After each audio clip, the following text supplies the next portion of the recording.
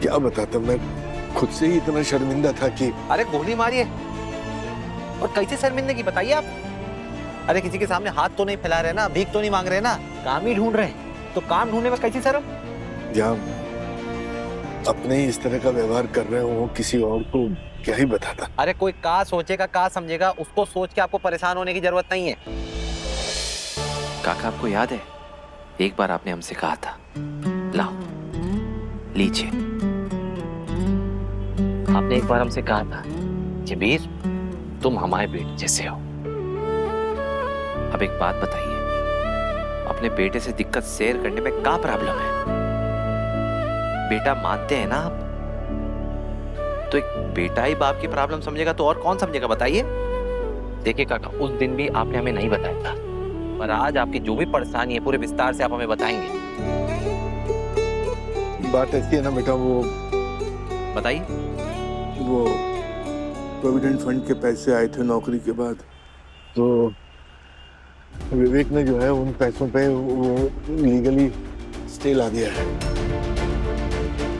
अब उसमें से जब तक वो केस सॉल्व नहीं होता तब तक एक भी पैसा हम निकाल नहीं सकते। और विवेक को तो तुम जानते हो किस तरह का है वो, तो घर चलाना मुश्किल हो रहा है। तो मैंने ये तय किया है कि किसी न किसी कंडीशन में कुछ न कुछ, चाहे जो काम मिल जाए मैं काम करूंगा। मुझे काम की बहुत जरूरत है, अपने लिए, अपने परिवार के लिए। पर अफसोस कि आज किसी को तजुर्बे की जरूरत ही नहीं है। हर किसी को नौजवान लोग चाहिए जो भाग दौड़ कर सकें, वजन उठा सकें। नहीं मतलब मुझे ये शिकायत नहीं है कि मुझे नौकरी नहीं मिली, बस मेरी इतनी सी शिकायत है कि कोई हम जैसों को मौका तक नहीं देना चाहता। फाइल देखी जाइए, नमस्ते नहीं है, यही सुनने को मिल रहा है। एक शिकायत तो हमारी भी है काका। मतलब इतना सब कुछ हो गया, इतनी बड़ी बात हो गई, आपने हमें बताना जरूरी नहीं समझा? तो बेटा अब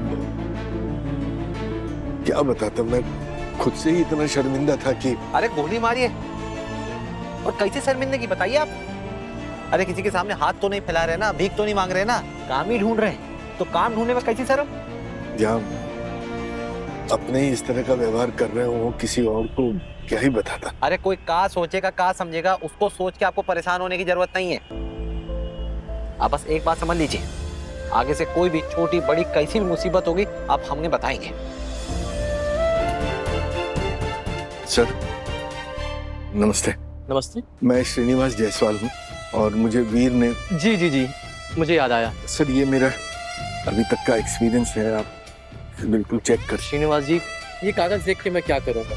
वीर सर ने कह दिया तो काम होना ही होना है। आपको शायद पता ना हो, हमारे इस गैरेज पे जब जबरदस्ती तोड़ने की कोशिश की गई थी तब वीर सर ने ही हमारे लिए लड़कर हमारे इस गैरेज को बचाया था। आज हमारी जो रोजी रोटी चल रही है ना, वो वीर सर की वजह से ही है। अगर उस दिन वीर सर हमारे साथ खड़े ना होते ना, तो ना ये गैरेज होता और ना मैं। वीर सर ने कॉल किया था मुझे आपके लिए। जी जी। आप उनके अपने हैं तो मेरा फर्ज बनता है आपकी मदद करना। बस दिक्कत ये है कि हमारे पास पहले से ही मैकेनिक बहुत ज़्यादा है, बस कार्ड एक कम है। अगर आपको कोई दिक्कत ना हो तो। नहीं कोई दिक्कत नहीं। देखिए, हमें गार्ड 3 शिफ्ट में लगते हैं। आपकी ड्यूटी कभी भी लग सकती है, कभी दिन में कभी रात में। और आप थोड़े से उम्र दराज हैं, अगर आपको कोई एतराज़ ना हो तो फिर आप कल से आ सकते हैं। जी कोई एतराज़ नहीं है, मुझे बिल्कुल मंजूर है। आपका बहुत बहुत शुक्रिया। मैं सच कह रहा हूँ, मैं आपका एहसान कभी नहीं भूलूंगा। श्रीनिवास जी, ये कोई एहसान नहीं है। वीर सर ने हमारे लिए जो किया है ना, उसके आगे ये बहुत छोटी सी बात है। बस यूँ समझ लीजिए कि मैं वीर सर का एक बहुत छोटा सा उधार उतार रहा हूँ।